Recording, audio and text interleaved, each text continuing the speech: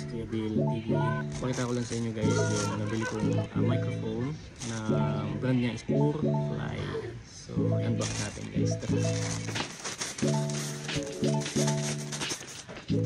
So ito siya guys. So pag sa mo nakabox siya maganda. Tapos meron siyang adapter yata ito. Ilan mo kung para saan siya. Tara buksan natin. About sa reviews niya, maganda naman siya, nakita ako. So parang 5 yata siya. 5 yung ratings niya. So ayan, ang price niya is nasa 1,000 plus eh, pero naka-promo tayo ng 993 siya.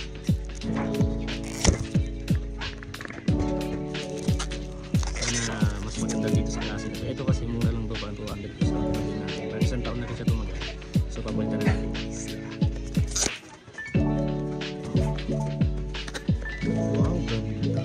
Sa pagbukas nyo guys, so meron siyang bag. So kaya sinusunod siya. Nice lang. Purefly. So pagbukas mo, ito na siya. So meron siyang tali. Ito yung charger, USB, plus yung sa tali niya na pang English. So dalawa siya guys. Kasi dalawang microphone yung binili natin. So beside yung magnet niya. Dalawa din. Para pag gusto mo itigit lang sa t-shirt or kung gusto mo hindi siya nakikita, ito yan guys. Ganda. Phone ko siya guys kasi yung kasi plastic siya. Wow, ganda guys. Tapos ito yung charging port niya, Type C siya, Type C. Kasi pinaka-lalagyan niya, pag binalik mo siya mag-i-charging kung ilan pa kayo mag open natin guys.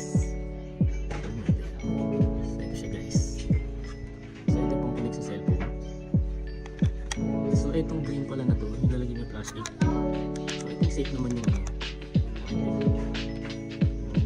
so ito guys, isa.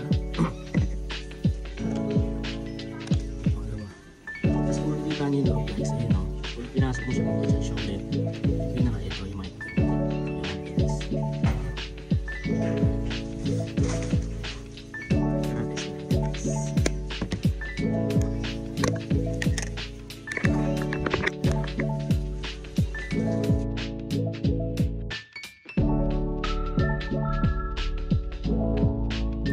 So kung makikita nyo guys, nag-on na siya. Ayun o, lumilaw na siya. So meaning is nag-on na. So pwede natin siyang gamitin guys. Meron siyang sign ng microphone, saka yung battery. Meron siyang sign.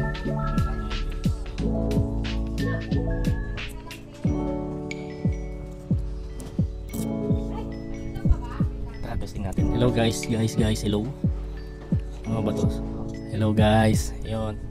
So kung nagustuhan nyo itong video na to guys, please follow Kuya Bill TV and share this video guys. God bless. Sa susunod na i-vlog natin guys. Kita guys. Bye.